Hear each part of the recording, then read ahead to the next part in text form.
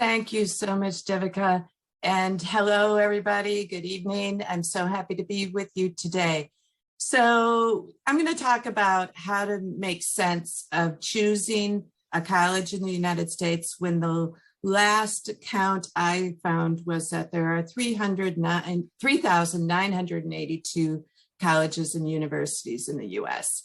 That's a lot. And so how do you assess what would be the best college for you? So I'm going to give you some of my opinions and my suggestions. Before I get into specifics, I want to give you what some of my beliefs, which are provide a foundation for my thoughts and my comments. And my first belief is there is no one college or university that would be a good option for you. With that many universities, there are a multitude of colleges that might meet your needs.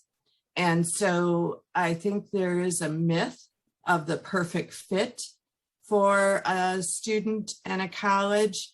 And I think that puts a lot of pressure on students and families to find that perfect fit college, when in reality, what I believe is college is not magic. They cannot transform people automatically. So what can happen is the environment of opportunity can help a student transform themselves. So what I focus on is the environment of the college that you're seeking going to be an environment where you will be able to take advantage of the opportunities of that campus and college so that you can have the best experience, have a transformation, and be well prepared for your career and life after college. So having said that, how do you start the process? So first of all, there are probably a couple of main characteristics that you can use to limit your college search from those almost 4,000 colleges. And a primary one is, do they offer the academic major that you're seeking? And so if you're looking for a college that offers a very specific and maybe not as common academic program, that's going to narrow your search pretty quickly. So if you're thinking of aerospace engineering, that's going to give you fewer options of colleges or universities that offer that program. But if you're looking at history, that's probably not going to limit your search very much. So, that may bring you to fewer options, but it may not be that helpful. And then another common one is location.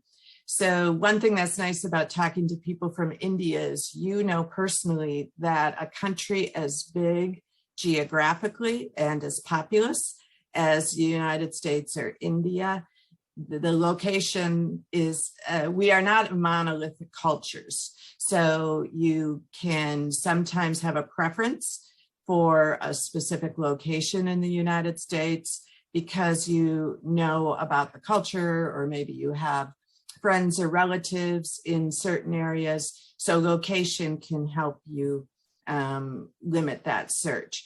So there are tools on the web, on the internet, that can help you put in certain characteristics that are important to you, like academic program and location. And if you Google college search engine in the United States, that will help you. And there are many of them. I'm familiar with the College Board college search engine. There are others that you can use. You can, sort of be a little bit cautious about a search engine that requires you to add a lot of your personal information, because it may be a way that they want to acquire your name and information. But there are many good ones out there. So you identify some overall ways that you're going to identify the location and maybe the academic program that you're interested in.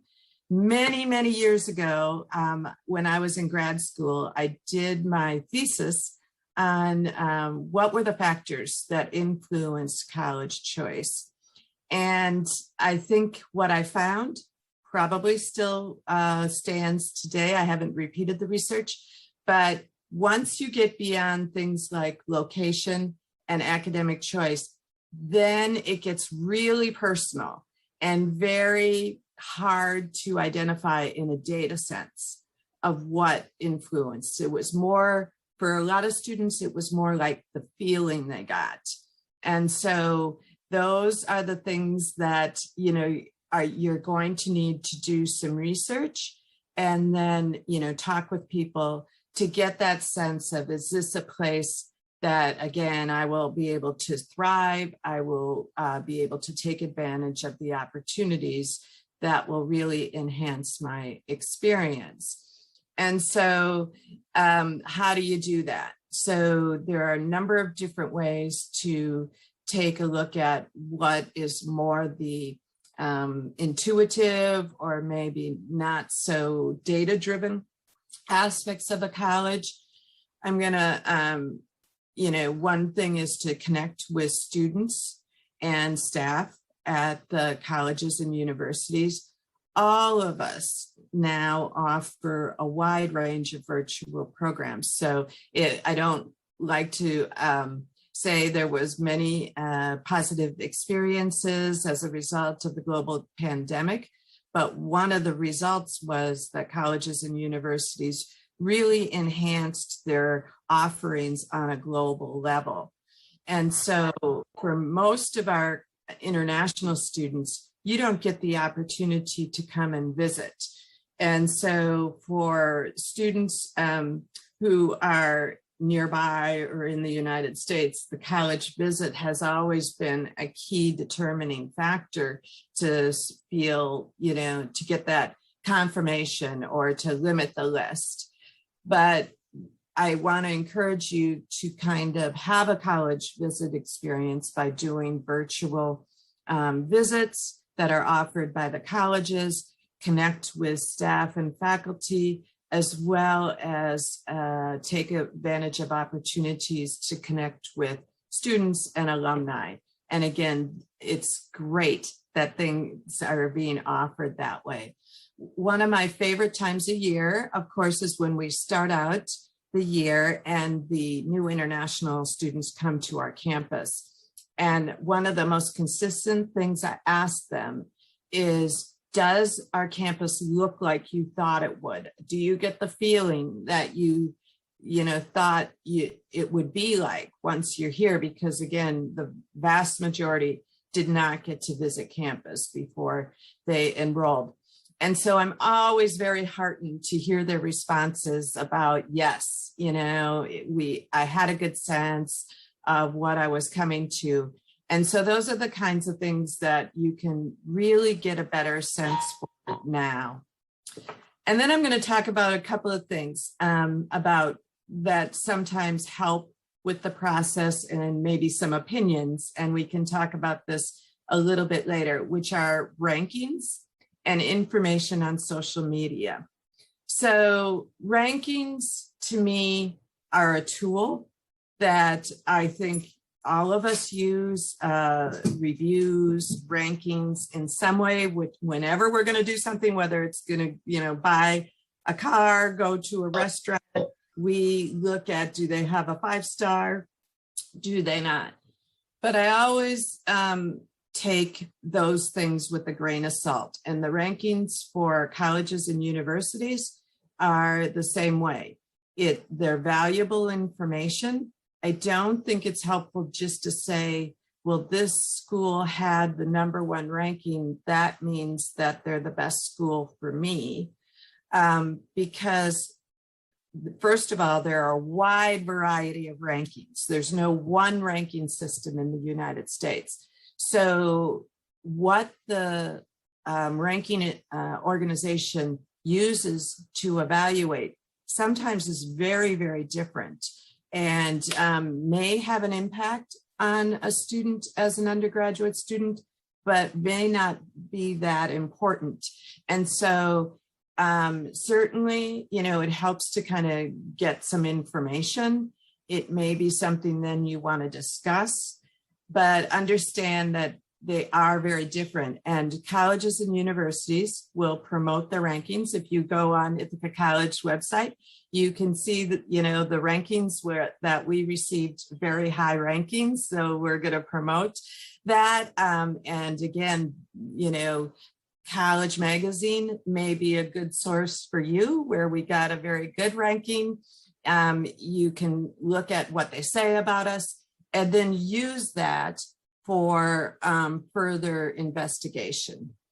And then the other thing is social media. So, sometimes you can Google Ithaca College reviews, and you would get a wide variety of comments.